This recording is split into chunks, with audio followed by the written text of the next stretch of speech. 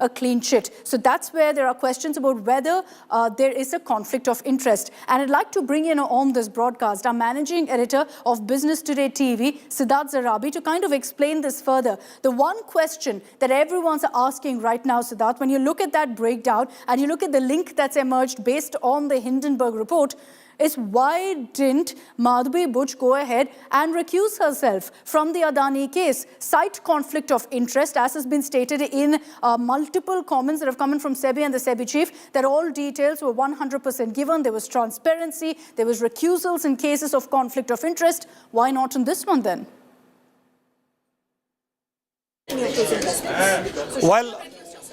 Well, Akshita, it's very clear at this stage, as far as that particular point is concerned, that Madhabi Buch, as the chairperson of Sebi, has said very clearly, and I want to quote this. She says, all disclosure and recusals have been diligently followed, including disclosures of all securities held or subsequently transferred. This is point number 14 of a 15-point reply that was provided by them on the 11th of August after the first Hindenburg release came out.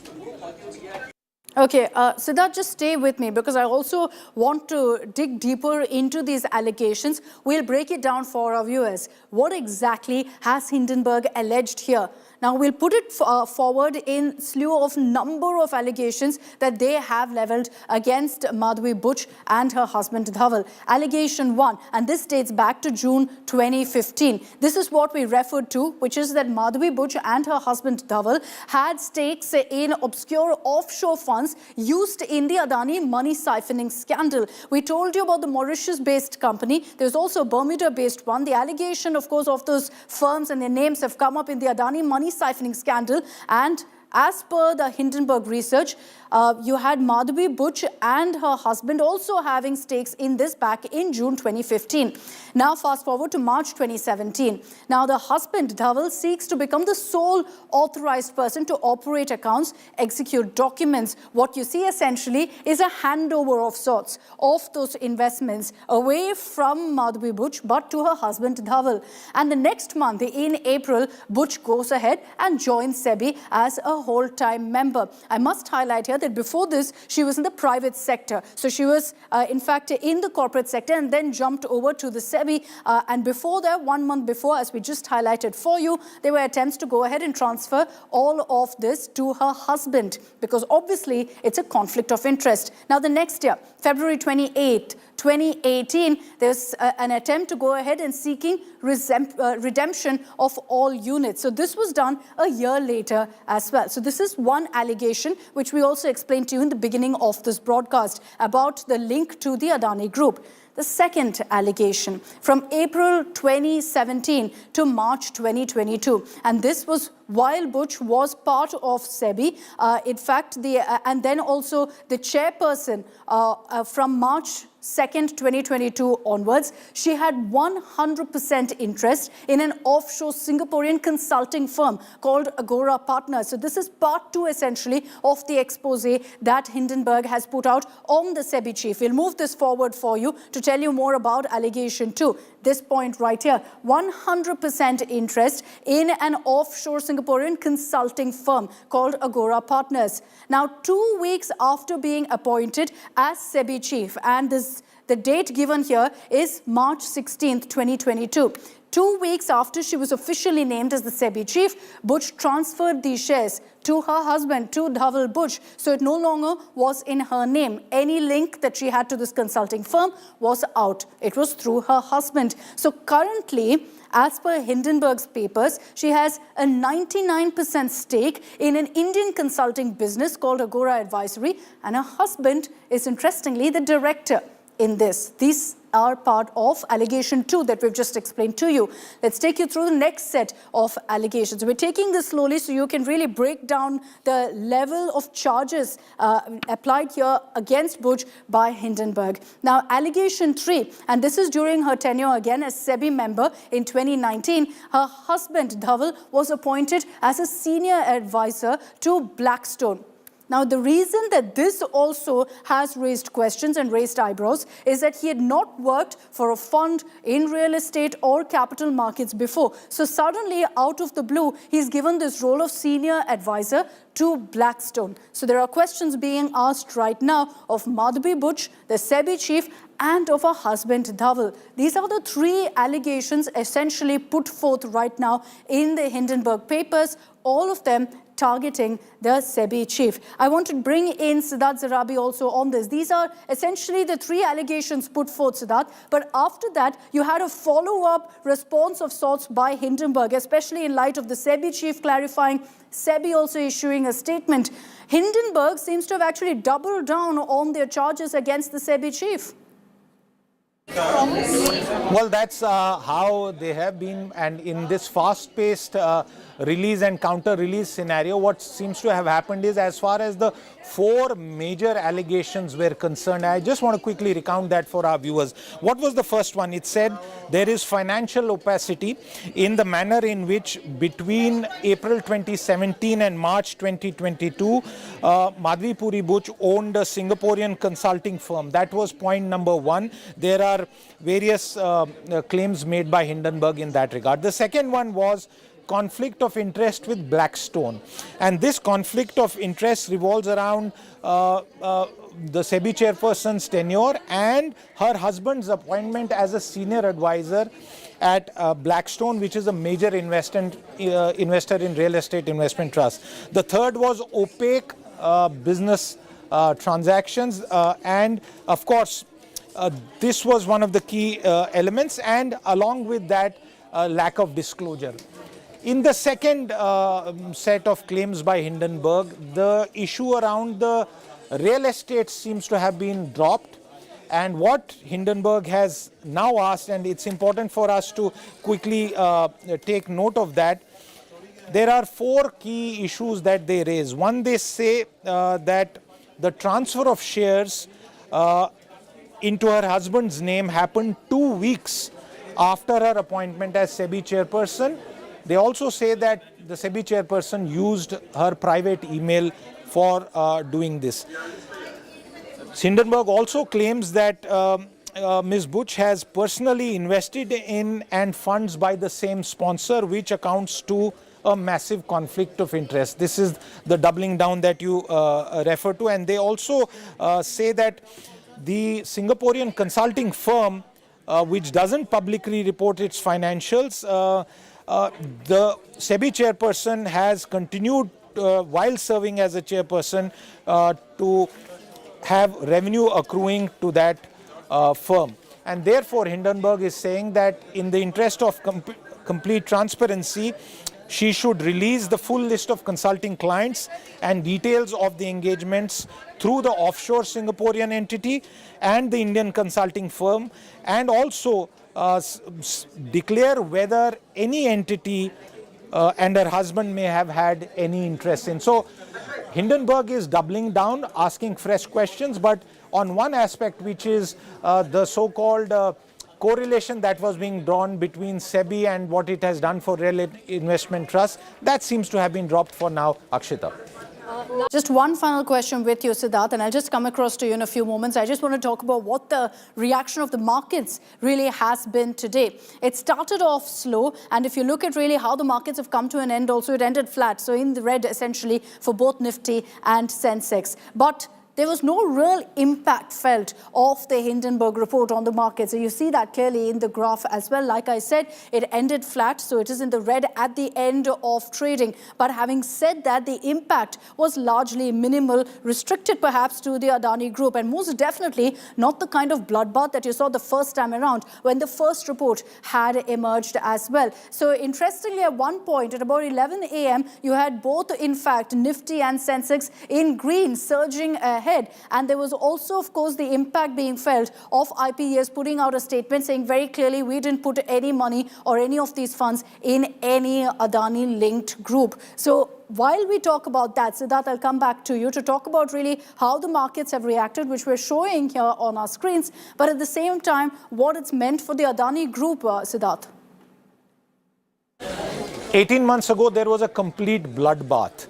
And the market cap erosion was in hundreds of billions of dollars, in fact $150 billion or thereabouts.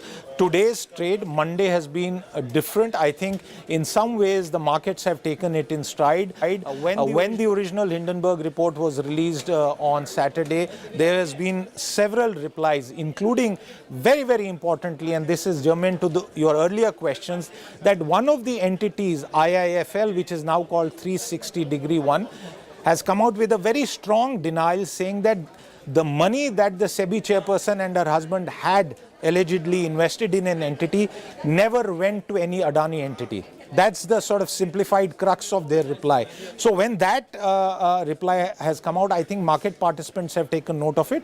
However, there was a significant fall in Adani Group shares, but there was a recovery, and when it closed when markets closed today for trade, I think the dip was far, far lesser, perhaps in the range of around 18 to 20,000 crore versus the hundreds and thousands that we had seen last time when the first original Hindenburg hit on the Adani Group had happened.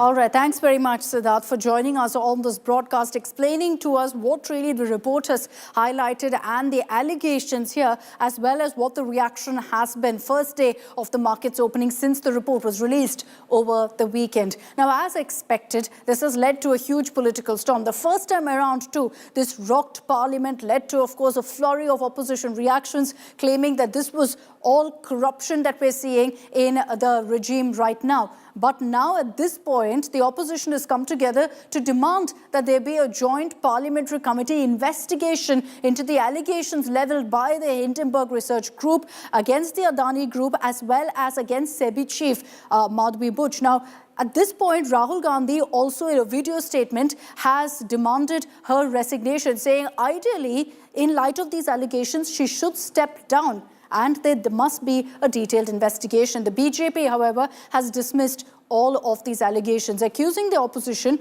of siding with anti-India foreign forces like George Soros.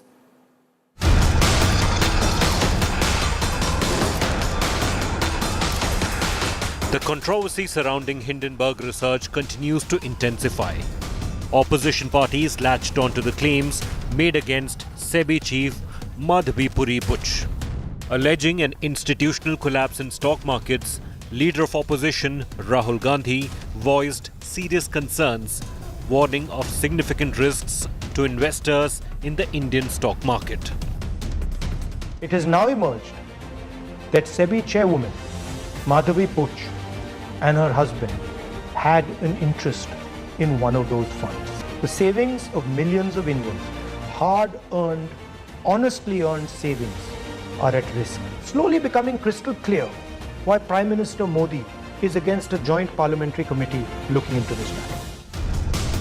In response, the BJP intensified its attack against Congress, alleging it of conspiring to destabilize India's economy, and accused Rahul Gandhi of trying to unleash economic anarchy at the behest of foreign forces like George Soros. The Congress party, its allies, and its closest allies, the Toolkit Gang, have conspired together to usher in economic anarchy and instability in India.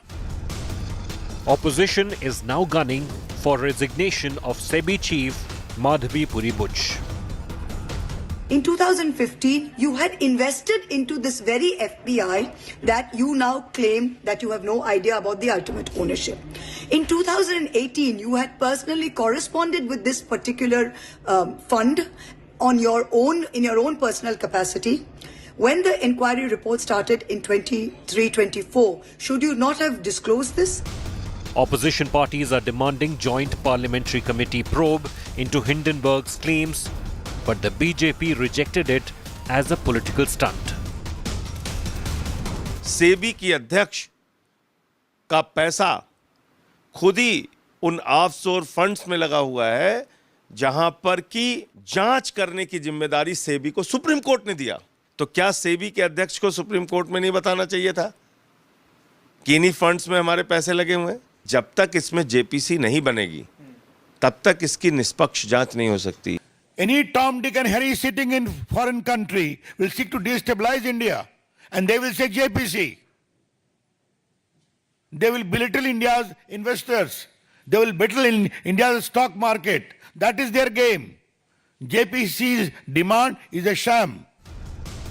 The political fireworks come after Hindenburg on Monday escalated its feud with Sebi and its chief, accusing Buch and her husband of holding stakes in offshore funds linked to the Adani group. Hindenburg has been showcased by Sebi for a series of violations, but now claims conflict of interest by the market regulator.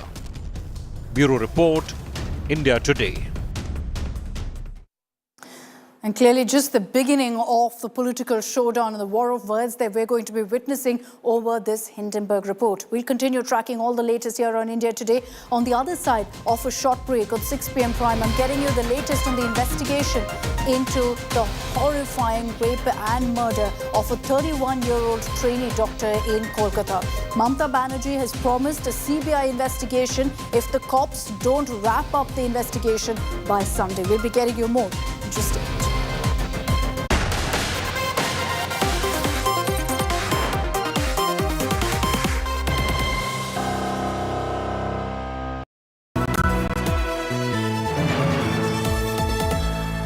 Motorola Razr 50 Ultra comes with Google Gemini.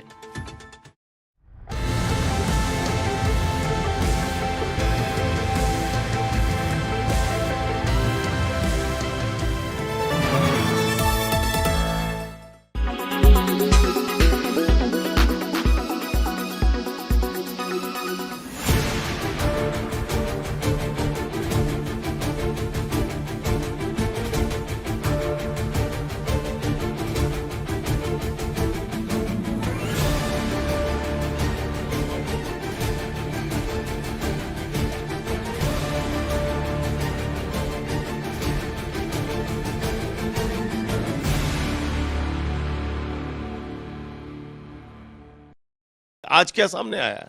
SEBI की अध्यक्ष का पैसा खुद ही उन offshore funds में लगा हुआ है जहां पर कि जांच करने की जिम्मेदारी सेबी को सुप्रीम कोर्ट ने दिया।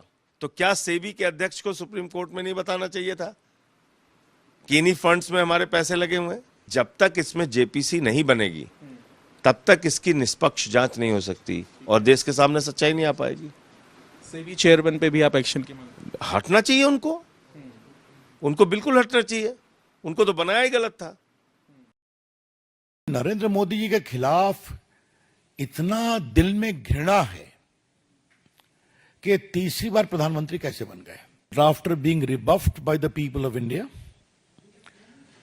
The Congress party, its allies and its closest allies, the toolkit gang, have conspired together to usher in economic anarchy and instability in India.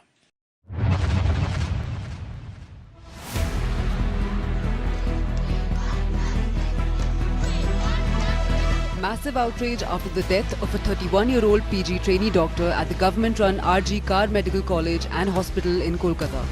The initial autopsy report says the victim was allegedly raped before being killed. According to the autopsy report, there was bleeding from victim's eyes and mouth and injuries all over her face and nail. Victim also bled from her private parts. There were injuries in her belly, left leg, neck, right hand, ring finger and lips. Reports suggest the victim was first strangulated and then smothered to death. One person has been arrested in the case so far.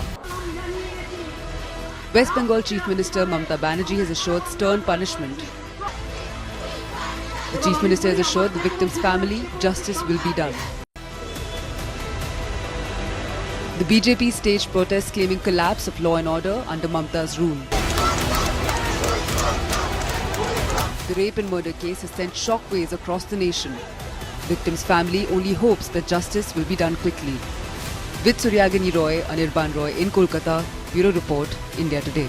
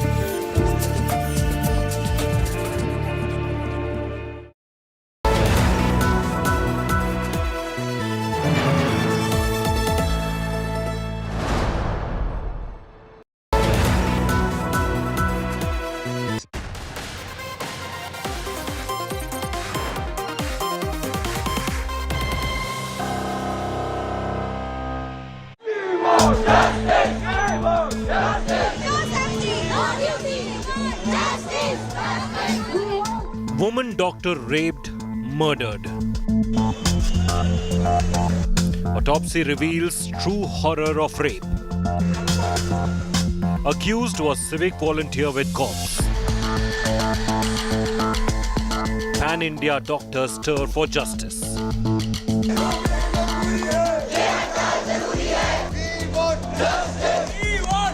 We are demanding a fair investigation and a CBI inquiry because this is a heinous crime.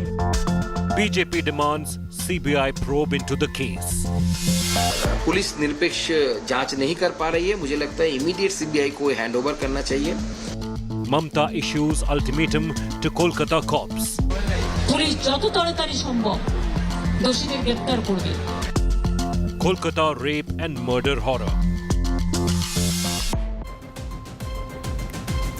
Horrifying incident in Kolkata of a 31-year-old young trainee doctor being raped and murdered while she was on duty on night shift in the RG Medical College. Let's get you details of so far what the investigation has thrown up of the exact sequence of events. The victim was with 4 of her colleagues and they had ordered in dinner because they knew that they were going to be there for the entire shift. It was on the day of Neeraj Chopra's javelin bout in the Olympics as she and her friends all sat down to watch, in fact, that particular match.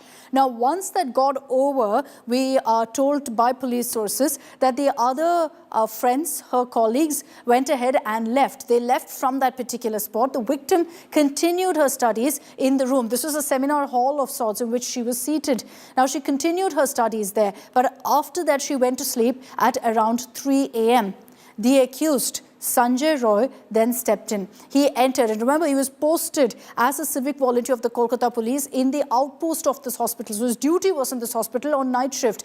At 3 a.m., once she went to sleep, 1 hour later, at 4 a.m., he entered that room and raped the victim. Now, the victim resisted. She fought back, and so he strangled her to death. The autopsy details are absolutely heartbreaking, that she was bleeding from her eyes, from her mouth. There were bruises all over her body. She was essentially choked to death. He leaves the room, and CCTV footage shows him leaving the room at 4:45 a.m. So 45 minutes he was in that particular room with the victim. And at 7:30 the next morning, the victim's body is found. By then, she had already passed away. This is, in fact, what we know of the exact sequence of events. And the man involved, the monster, Sanjay Roy, is right now in police custody. There are protests taking place across the country, rightly so. Doctors completely outraged, saying if you can't ensure our safety while we're doing our duty in hospital, who is accountable then? Mamta Banerjee has said she will order a CBI probe if by Sunday the cops don't wrap up the investigation. Let's round up for you all the updates in our next report.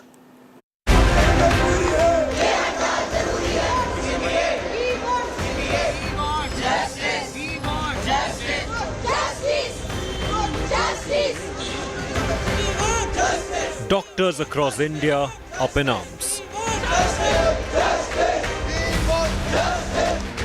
Massive protest demanding justice for 31-year-old PG trainee doctor who was raped and killed in Kolkata. Resident doctors at the RG hospital, where the doctor was found dead in a seminar room on Saturday morning, are on the streets. A huge protest has erupted on the streets of Kolkata when several senior doctors from across the length and breadth of the city have gathered over here, and many eminent personalities of civil society, they have joined in protest at College Street. This rally will head to the RG Medical College and Hospital, where junior doctors and resident doctors are staging dharna and protest for last couple of days. The protesters are demanding a CBI probe in the case and adequate security for doctors. जो उनका demand जो है उनका CBI inquiry के लिए, क्योंकि वहां पे जो अभी इन्वेस्टिगेशन जो चल रहा है वो सही तरीके से नहीं चल रहा है. ट्रांसपेरेंसी एंड फास्ट ट्रैक, ये मैटर को जितना जल्दी आगे लिया जाए उतना बेटर रहेगा, नहीं तो धीरे धीरे ये भी ऐसे फेड अवे हो जाएगा जैसे बाकी सारे हो जाते हैं. West Bengal Chief Minister Mamta Banerjee has said the state government will hand over the case to the CBI if the Kolkata police fail to crack the case by Sunday. এমএসভিপিকেও সরিয়ে দিয়েছি ডিউ টু নেগলিজেন্স। আমরা হাসপাতাল থেকে head of the department যে change department তাকেও সরিয়ে দিয়েছি এবং পুলিশ পোস্টে যে এসিপি ছিলেন তাকেও সরিয়ে দিয়েছি। আর রবিবার পর্যন্ত যদি তারা কোন কিনারা করতে না পারেন, কারণ ভেতরেও তো অনেকে আছে, তাহলে এই কেসটা আমরা আমাদের হাতে রাখবো না, আমরা সিবিআই কে দিয়ে দেবো। The BJP is demanding immediate transfer of case to the CBI. Police निरपेक्ष जांच नहीं कर पा रही है, मुझे लगता है इमीडिएट सीबीआई को हैंडओवर करना चाहिए। अगर ज़्यादा देर हो गई तो सुबुतों के साथ छेड़छाड़ होगा। मुझे लगता है ममता बनर्जी की मनीषा वही है कि टाइम किल करो, सुबुतों के साथ छेड़छाड़ करो और उसके बाद सीबीआई को इन्वेस्टिगेशन आप सौंप भी देंगे तो सीबीआई को कुछ सबूत नहीं मिलेगा। The police have questioned the principal and 4 doctors of RG Kar Medical College and Hospital. Sources say the doctors questioned were on night duty when the crime happened. The police have arrested one suspect in the case. Sources close to the investigation have revealed the chain of events. The prime accused, Sanjay Roy, went behind the hospital, allegedly consumed alcohol and watched porn. Then he entered the hospital and allegedly raped and murdered the victim. The suspect allegedly tried to tamper evidence after committing the crime. He allegedly washed bloodstains at the crime scene. Sanjay Roy was incidentally a civic volunteer engaged by the police. His Bluetooth device, found in the seminar room, the crime site, led the police to Roy. With Ritik Mondal and Rajesh Saha in Kolkata, Bureau Report, India Today.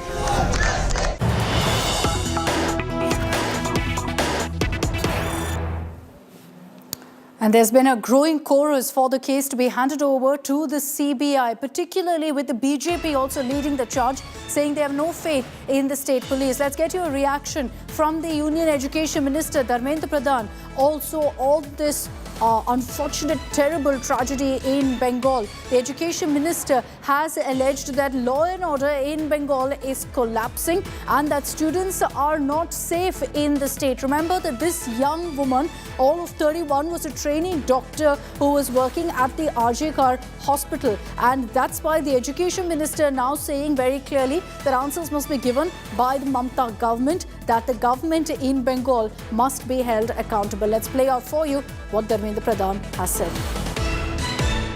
Bengal में law and order specially students के security एक प्रश्न है।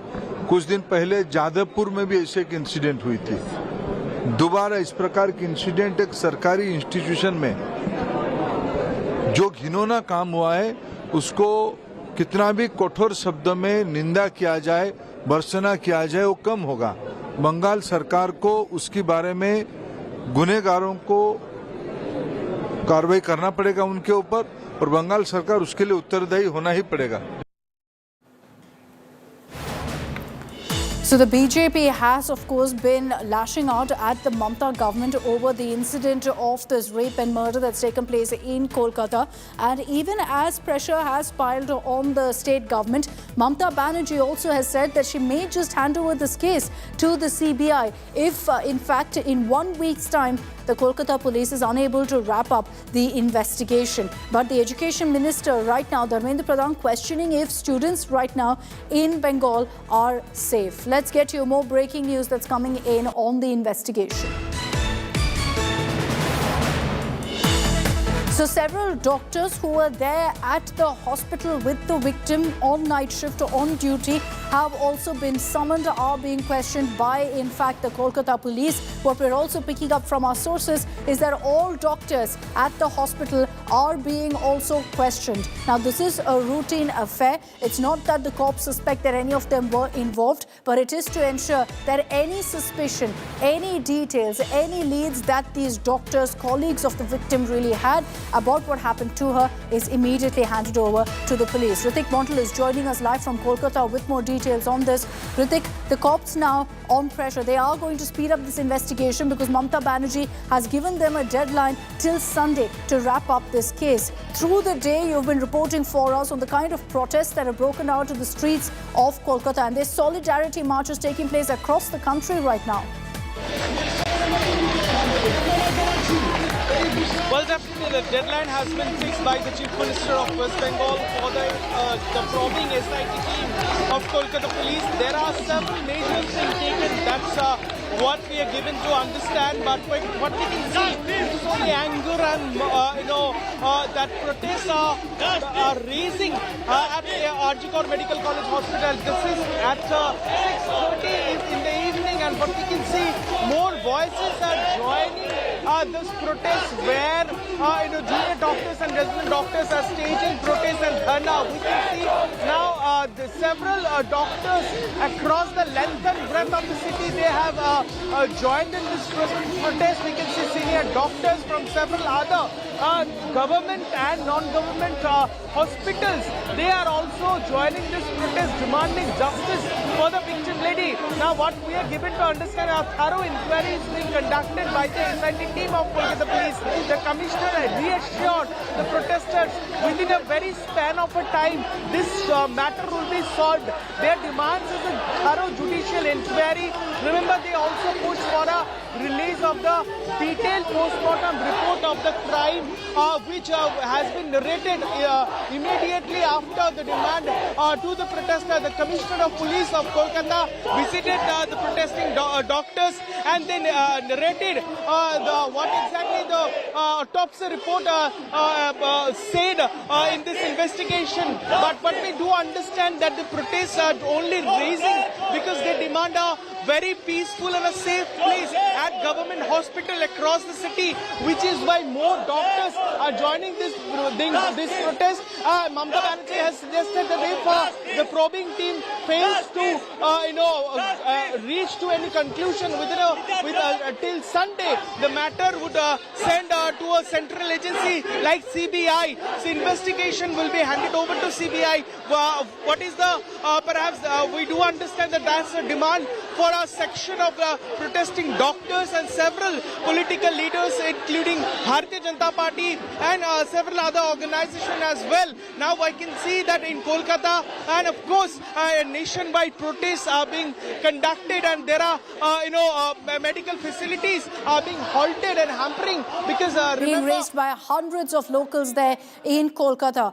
The city has come out on the streets today to express their outrage, rightly so, understandably so, over what's happened in Kolkata at a hospital when this doctor, 31-year-old, was on night shift on duty. Thanks, Ritik, for joining us with those details. Coming up on the other side of a short break here on 6 p.m. Prime, another grim reminder that no place is safe for women. A shocking incident that's been reported from Bengaluru, where an employee was caught filming people after he put a camera in the women's washroom.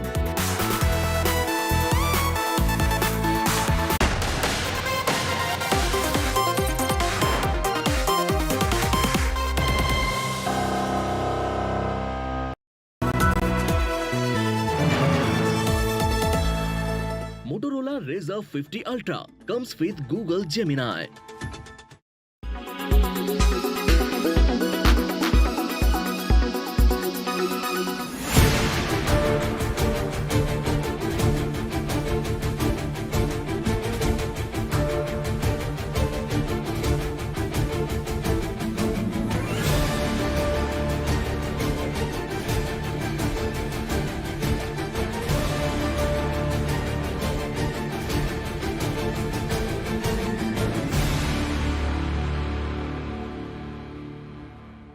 उस पद पे वो कैसे पहुंची हैं, आमतौर पर जहां तक मुझे पता है इस पे कोई आईएएस अधिकारी हुआ करता था।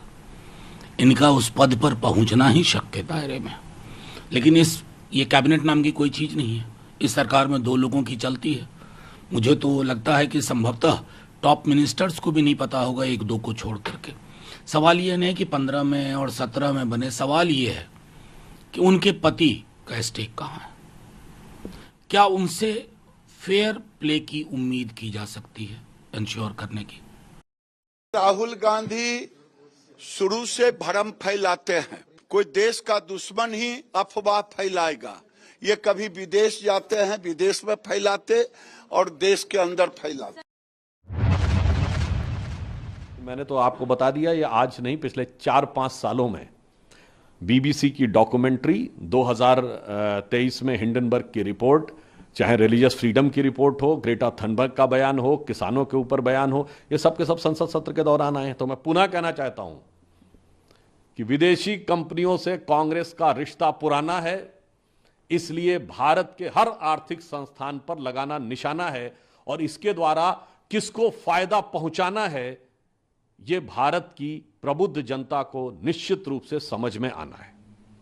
सेबी जैसी संस्था के खिलाफ देश का नाम बताया गया, ऑफशोर कंपनियां बताई गई हैं, तो इस पे क्या रह गया? अब जांच होनी चाहिए।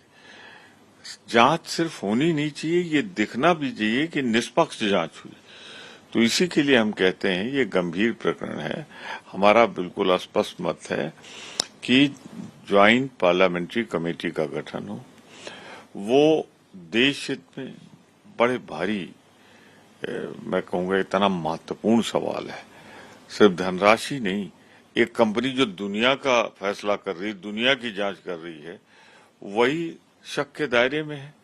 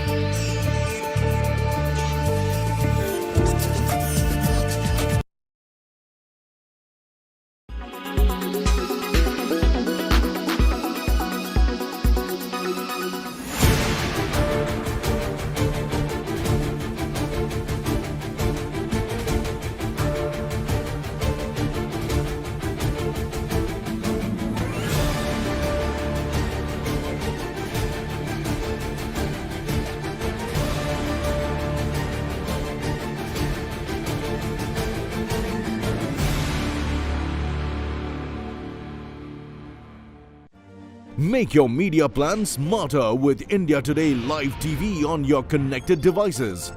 Amplify your brand with 100 million smart internet viewers. To advertise, mail us at sales@aajtak.com.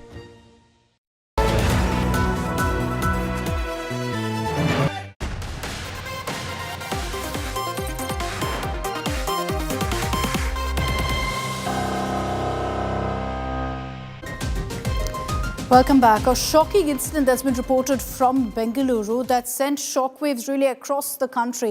In one of the most popular hangouts for youngsters in Bengaluru, a coffee shop. It is a chain of cafes called Third Wave Coffee. I'm sure you've seen it in your cities as well, and if you're a Bengalurian, you know how popular it is.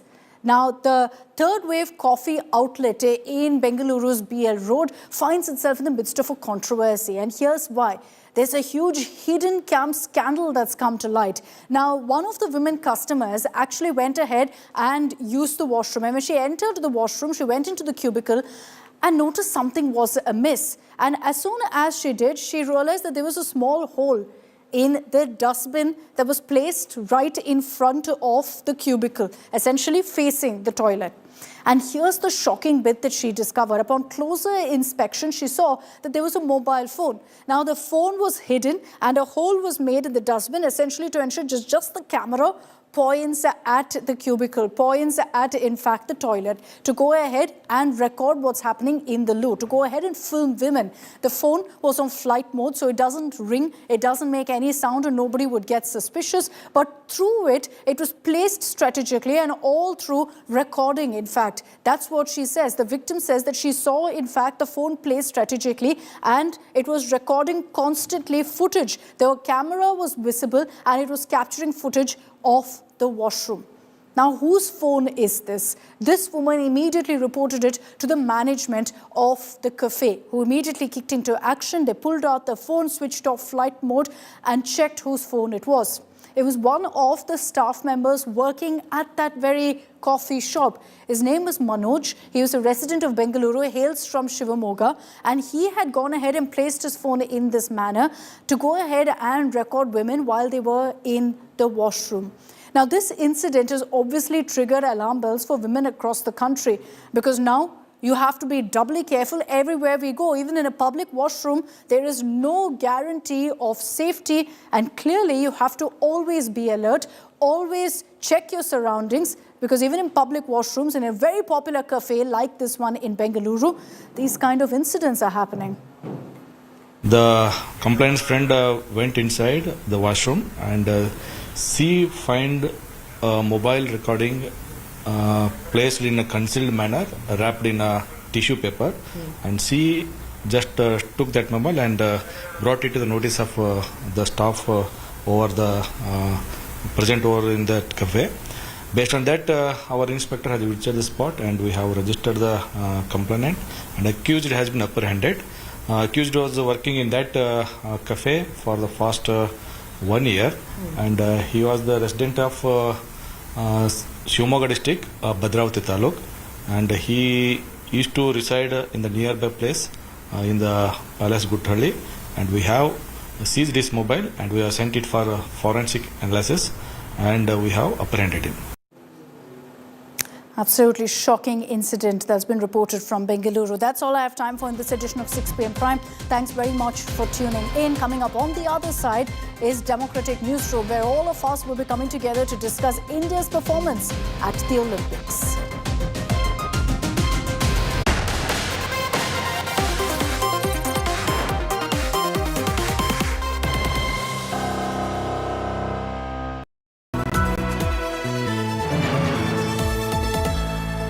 Motorola Razr 50 Ultra comes with Google Gemini. Motorola Razr 50 Ultra comes with Google Gemini. Hi, I am AI anchor Sana, bringing the top headlines for you, presented by Motorola. Bangladesh interim government apologizes to Hindu community, says failed to provide protection. Resident doctors across India on indefinite strike over Kolkata murder case. Political uproar over Hindenburg report, BJP says Congress involved in creating economic anarchy.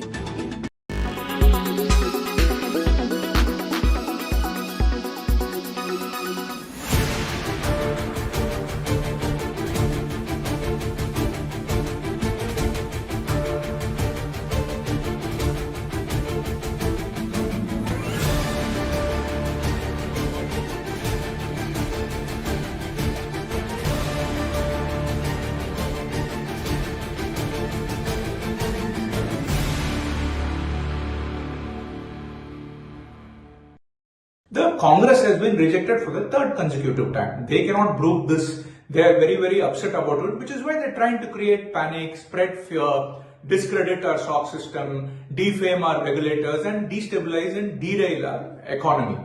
But their efforts will not succeed. What is the motive and motivation of the Congress-India alliance to shoot from the shoulders of such a dubious an entity which lacks any credibility?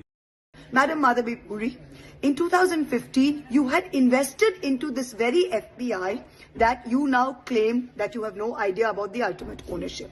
In 2018, you had personally corresponded with this particular fund on your own, in your own personal capacity.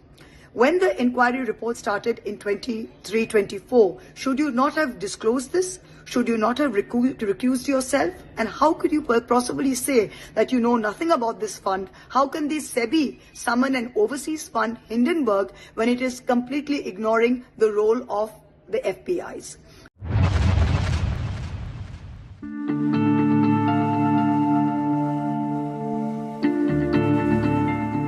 Susan Wojcicki, a name synonymous with innovation in the tech industry, is no more, losing a long battle with cancer. A visionary leader, the 56-year-old, a Harvard and UCLA alumnus, was instrumental in YouTube's transformation from a fledgling video sharing site to a global powerhouse with over 2.5 billion monthly users.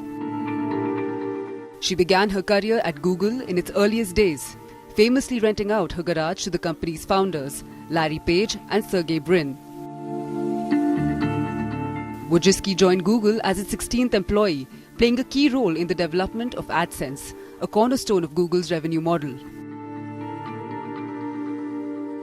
She was reportedly instrumental in Google buying out YouTube in 2006 for $1.65 billion and was appointed its CEO in 2014, a position she held till 2023. As YouTube CEO, she championed the platform's expansion into new areas, including premium subscriptions, original content, and live streaming. Under her leadership, YouTube navigated complex challenges, from copyright issues to content moderation. Known for her advocacy of women in tech, Wojcicki was a vocal supporter of diversity and inclusion, often speaking about the need for more women in leadership roles. Her departure from YouTube in 2023 marked the end of an era, but her impact on the industry remains indelible. Tributes are pouring in from across the tech community, with Google CEO Sundar Pichai calling her core to the history of Google. Others highlighted her pioneering spirit, her strategic mind, and her unwavering commitment to empowering creators around the world. Bureau Report, Business Today TV.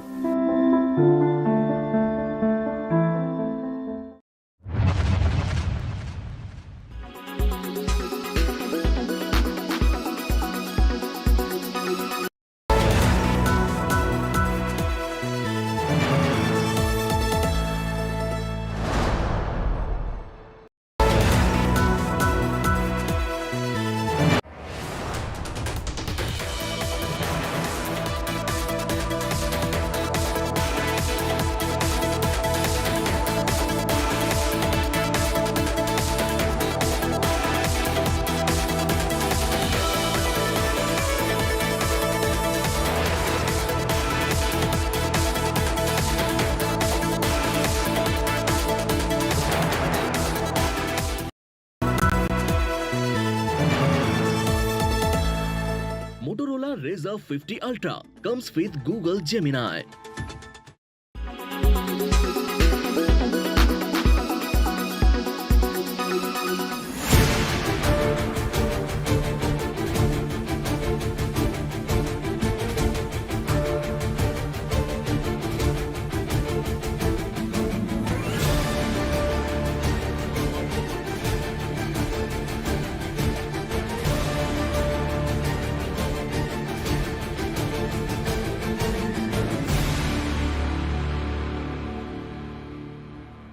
Now, as I'm sifting through some of these questions, they're all about AI. I'm thinking of doing an AI special. Just write to me on social media and let me know if that's something that you would like to see. But there's another question about a recent launch, and the Tech Today team has been testing that device. This one comes from Shlok. Shlok asks, saying, what about the OnePlus Pad 2? Is it a true bang for your buck? Well, I think in a simple nutshell sentence, it's one of the best Android tablets under 40,000 rupees. It looks good, fantastic matte finish.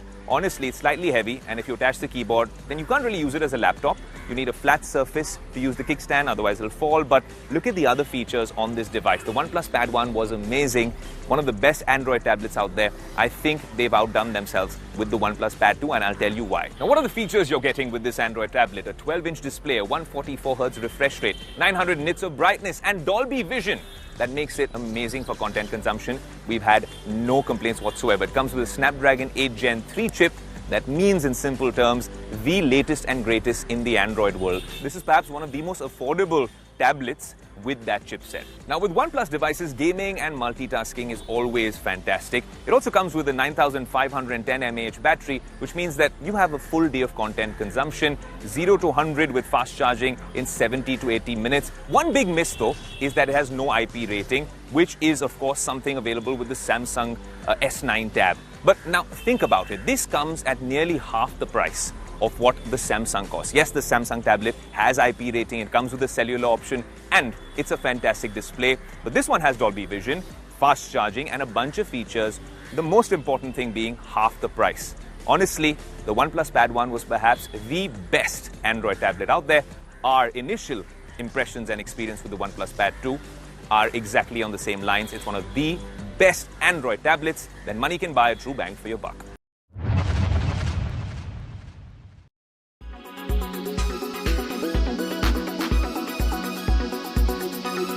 Weather forecast now.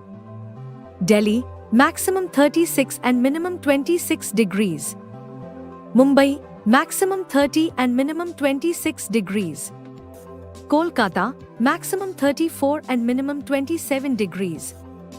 Bengaluru, maximum 28 and minimum 24 degrees.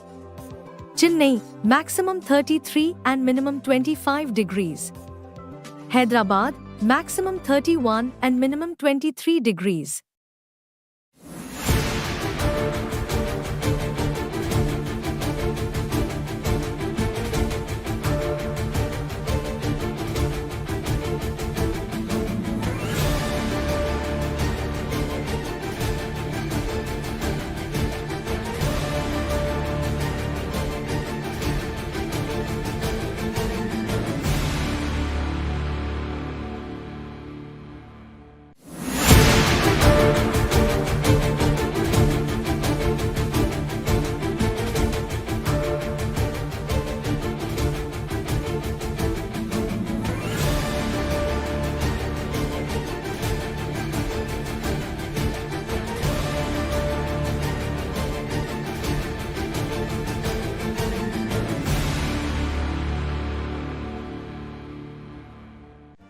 Make your media plan smarter with India Today Live TV on your connected devices.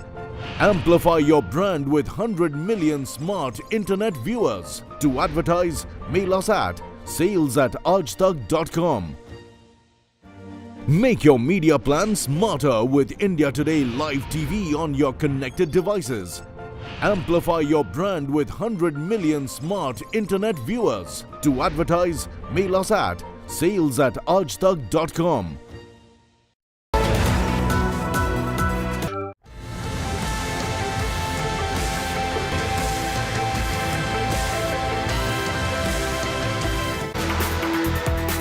Hello and welcome to a brand new episode of Democratic Newsroom, where all of us senior editors, anchors in the India Today newsroom pick up the big story of the day and we kick it around expressing our opinions. This is recorded live, this is unedited and uncensored. Joining me on today's very hot topic, why has India failed to crack the Olympics code? Vikrant Gupta, our sports editor, Sneha Mordani, Preeti Chaudhary, Gaurav Sawant and Akshita Nandagopal. Now, another Olympics has come and gone. We're very, very proud of all of our sports people, especially the ones who've brought us 6 medals this time. Hopefully, it will be a 7th by tomorrow. The fact is, there are hard questions to ask, and that's the only thing that can make things really better. As sports fans in India, we are an emotional lot. We love to assign blame. We like to look for someone to blame for when things don't go our way, and things definitely aren't what they should have been perhaps in this Olympics. So why has India failed to crack the Olympic code? Is there only one person to blame or one entity to blame, or is it a much more complicated answer? Let's open it up here on the Democratic Newsroom. Vikrant, I'm going to kick it off with you. You've looked at sports longer than any of us here have. Is it one thing to blame, or are there many things? Who would you blame for India not cracking the Olympics code? Shiv, the very fact that the topic of the debate is whether or not it's been a good Olympics, in spite of the fact that we won 6 medals, is testimony to the fact that as a sporting nation, maybe we are still waking up. If you were to talk to me in 2008, before the Olympics, that in the next 4 Olympics, India will win 24 medals, I would have taken that. Because I come from a generation where after 1980, the first Olympic medal that I saw was 1996. And 1 medal. So 1 medal would mean that the Olympics was a success story for us. We won 6. And I'm very happy that we're not mollycoddling the fact that there were a few 4th place finishes. Yeah. I don't think as a sporting nation, we should ever celebrate a 4th place. When India lost the World Cup final last year, the team wasn't praised. We were critical of the team. Correct. We said, why is it that you've not been able to win the World Cup? You've done well in terms of the numbers, reasonably well, because shooting gave you 3 medals. Other than that, I don't think this has been a good Olympics. If Vinesh is able to get the medal, which I have my doubts, it will be 7, at par with the best. But this Olympics, India should have finished with at least 2 gold medals, at least 10 medals. Anything short of that, we are not a sporting nation. Who would you hold accountable if you had to point your finger at someone? When you talk about cricket, you don't talk about the franchisees, do we? No. We talk about the BCCI. In India, the problem is you're spending money. It's not as if you're not spending money, but you're spending money on elite athletes. And who decides the elite athletes? Your sporting NGOs. You know, there are private entities who run your sports. It's not the Indian Olympic Association which decides, okay, person A is your elite sports. And why is it that you're only concentrating on the 8, 10 or 12 athletes? We are spending money on them. But are we raising the standard of sports in India? In cricket, just to give you an example, because my sons, they play age group tournaments. In under 16, every year, there are 450 kids who play the BCCI tournaments. In under 19, there are 450 kids. In under 23, there are 450 kids. And in Ranji Trophy, there could be 500. So you've got, even if there are duplications, about 1,200 athletes in cricket playing the age group tournaments within the BCCI. So you're just trying to elevate the standard of the game. Here, you're just trying to elevate the standard of a few athletes. Which means that if they don't do well... So it's not a holistic approach, you're saying? I mean, the federation has to run the show. Okay. And they've been pushed into the background. Preeti, would you assign blame in one direction? You know, very often we like to say that the politicians should be kept out of sports. I actually feel, because the kind of setup that we have in this country, politics or politicians are essential to sports. Why do I say that? I'll give you an example, and I'll give you an example from the state that I come. I come from the state of Haryana. Now, Haryana, with 2% of India's population, gives in 35% of the medal overall. 66% this time. 66% this time, but overall, about 35% of the medals have come from Haryana, which is 2% of the population. One might say that, you know, we are genetically blessed. That's not true. There's a reason. You create a cradle of sportsmanship. You create a cradle of excellence. How do you do that? And I'll give you examples. Before the Sydney 2000 Olympics, in Haryana and across the country, the prize for a gold medal was 1 lakh. For a bronze medal was less than 20,000 rupees. Something changed in 2000. 2001, at that time, there was Om Prakash Chautala. He completely changed the game. For the first time in this country, a state introduced a sports policy, which was then further adopted by successive governments who came in Haryana. And I'll give you an example. Overnight, the prize money from 1 lakh for the gold shot up to 1 crore for the gold overnight. Now, this was a sports policy. For the first time, a state introduced a cohesive sports policy. Under the sports policy, the then government also introduced lots of, you know, scholarships for kids, where you picked up these small kids from, you know, villages where the akhadas were a regular way of life in Haryana. But you send out scouts to see that this is a bright girl, this is a bright boy, pull them up and started sponsoring them, right talent. And I'll give you an example. Then, how did you up the game? I have to say that when the Khattar government came in, the prize money from 1 crore, you know, 2.5 crore was also pushed in by the Congress in between, but the Khattar government turned it to 5 crores for which is huge for the gold,